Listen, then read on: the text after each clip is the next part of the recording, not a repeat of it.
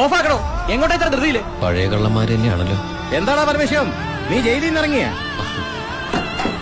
അവിടെ എങ്ങനെ സ്ഥിരം കിടക്കാൻ പറ്റുമോ സാറേ? പണ്ടൊക്കെ ഈ പരമശിവത്തിന്റെ ലോറികൾ ചീറിപ്പാഞ്ഞു വരുമ്പോ ഈ ചെക്ക് പോസ്റ്റ് പടപടാന്ന് തുറക്കാറുണ്ട്. അതൊക്കെ പണ്ടല്ലേടാ. കുറച്ച് സാധനം വണ്ടിയിലുണ്ട്, ഒന്ന് പൊക്കി തന്ന് കാശ് വീട്ടിലെത്തിച്ചേക്കാണ്.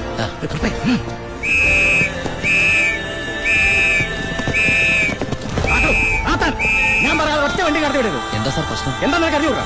വെറുതെ എന്റെ സമയം എടുക്കുന്നത് സാറേ, എനിക്ക് വീട് തീർത്തിട്ടുണ്ട്. എടുത്ത് വണ്ടി കെടുവരാ. എന്തിന് പബ്ലിക്കായിട്ട് സ്പിരിറ്റ് കൊണ്ടുവരുന്നത് നിന്ന് കുറയ്ക്കുന്നോടാ പാല.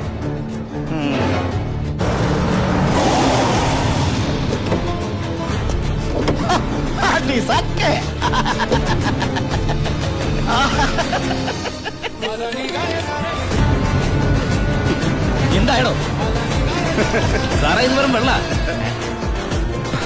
വെള്ളം ഒന്നുകൂടെ മണത്ത് നോക്കണോ? എങ്ങനെ മണത്ത് നോക്കിയാൽ ഇത് വെറും വെള്ള. പ്ലാച്ചിമടയിൽ എന്തൊരു വരൾച്ച സാറേ. ഞാൻ അങ്ങോട്ടേക്ക് കുടിവെള്ളം കൊണ്ടുപോകുന്നതാ. പച്ചവെള്ളം വിട്ടിട്ടെങ്കിലും നമ്മൾ ജീവിച്ചു പൊക്കോട്ടെ സാറേ. അല്ല സാറേ, കുടിവെള്ളം കൊണ്ടുപോകുന്ന അറസ്റ്റ് ചെയ്യാൻ മാത്രമുള്ള കുറ്റമാണോ? അല്ല, നമ്മളോട് കുറച്ചാളില്ലാത്തോണ്ട് നിയമം അറിയുന്നത് അറിഞ്ഞില്ല. പോരാത്തിന് ഇന്നത്തെ പത്രം വായിച്ചിട്ട് 5 ദിവസമായി സാറേ. നിന്ന് ചിലക്കാതെ വണ്ടി എടുത്തോണ്ട് പോടാ. അല്ല സാറേ, സാറെന്നെ പണ്ട് ഒരുപാട് സാറേന്ന് വിളിച്ചിട്ടുണ്ടായിരുന്നു. എന്റെ കയ്യിൽ നിന്ന് ഒരുപാട് കാശ് വാങ്ങിച്ചിട്ടുണ്ടായിരുന്നു. ഞാൻ ജയിലിൽ നിന്ന് വന്നപ്പോ പലരും പറഞ്ഞിട്ട് ഞാൻ വിശ്വസിച്ചില്ല സാറേ. സാറൊക്കെ പഴയ സാറല്ല, പുതിയ സാറുമാരുടെ സാറാണെന്ന് പറഞ്ഞു സാറേ. സാറ് വിളി. നീ ഏതർത്ഥത്തിലെ ഈ സാറേ എന്ന് വിളിക്കുന്നത് എനിക്ക് നന്നായിട്ട് മനസ്സിലായി. അപ്പൊ ഞാൻ ഉദ്ദേശിച്ച സാറ് മനസ്സിലായി. സന്തോഷം. വരട്ടെ സാറേ. എന്താ സാറേ? വീട്ടിൽ സാറേ. സാറേ ഹായ്. അടി സാക്കേ വർക്കിച്ചായോ? എന്നാടോ ഒരു സ്നേഹമില്ലാണ്ട്? വർക്കിച്ചായോ, ഇതെന്റെ ഒരു ടെസ്റ്റ് ഡോസ് ആയിരുന്നു.